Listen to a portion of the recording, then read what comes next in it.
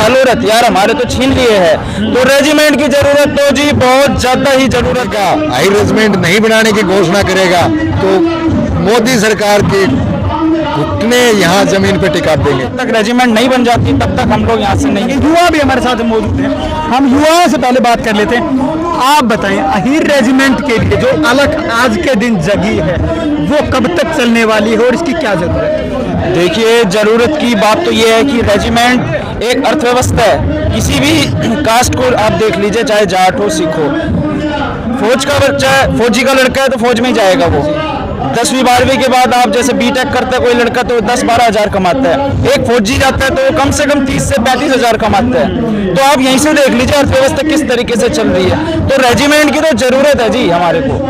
हमारी इकोनॉमी, हमारी अर्थव्यवस्था सब कुछ पैसों पे टिकी हुई है और पैसे तभी आएंगे जब हमारे पास नौकरियां होंगी। और फौज से बढ़िया नौकरी तो हमारे ताऊ जी ने कही कि हलूर हथियार हमारे तो छीन लिए हैं। तो रेजिमेंट की जरूरत तो जी बहुत ज्यादा ही जरूरत है। और यहाँ हम बैठे हैं अनिश्चित काल के लिए, और ये जब तक रेजिमेंट नहीं बनेगी तब तक हम यहाँ से हिलने वाले नहीं। आपने अभी ताऊ का जिक्र किया, हाँ जी, लेकिन ताऊ जो इतिहास बता रहे थे क्या आज का युवा जानता है? देखिए जी, युवा मेरे जैसा तो जैसे हम पढ़ते रहते हैं, उनके साथ घूमते रहते तो हमें पता है। और युवा को अगर असली बात बताऊं तो नहीं पता है। ये हमारी जिम्मेदारी है, हमारे माता पिता की। जब हम माता पिता बनेंगे तो हमारी जिम्मेदारी होगी हम आने वाली पीढ़ियों को हमारा इतिहास बताएं। युवा इस आंदोलन में कैसे सहयोग कर रहे हैं और आगे क्या करेगा? देखिए, युवा मैं अपील करूंगा, हमारे जितने भी बड़े छोटे भाई हैं सब ज़्यादा से ज़्यादा आए, यहाँ पर अपना इतिहास पढ़े और उसकी ज़रूरत के बारे में, रेजिमेंट की ज़रूरत क्या है, कैसे होगी, ये सब पढ़े। ऐसा कहीं नहीं लिखा है कि रेजिमेंट नहीं बनेगी। रेजिमेंट आज़ादी के बाद भी बनी है। आपको एग्जाम्पल बता दूं, सिक्किम स्काउट, अरुणाचल स्काउट, ये सब 2013 में ही बनी हुई है। ये उनके ज़रूरत के हिसाब से सरकार ने उनको दी है। तो हमारी ज़रूरत और हमारा हक, ये तो दोनों के लिए हम बैठे हुए हैं यहाँ पर जी। तो हमें ये आंदोलन अनिश्चित काल का जो है, जब तक रेजिमेंट नहीं बन जाती तब तक हम लोग यहाँ से नहीं हिलेंगे।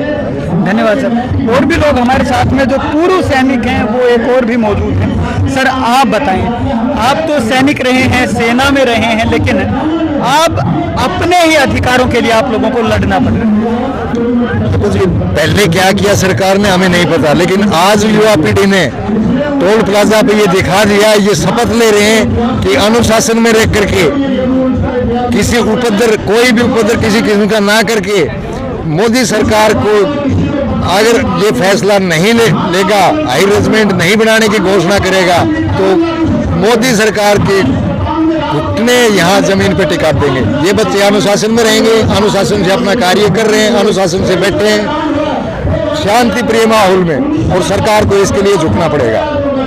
जय हिंद। आप लोगों से या इन युवाओं से क्या उम्मीद करते हैं? युवा पीढ़ी ने ये थाम लिया है, ये हट कर ली है कि हम इस धरने को लगातार जारी रखेंगे। धन्यवाद।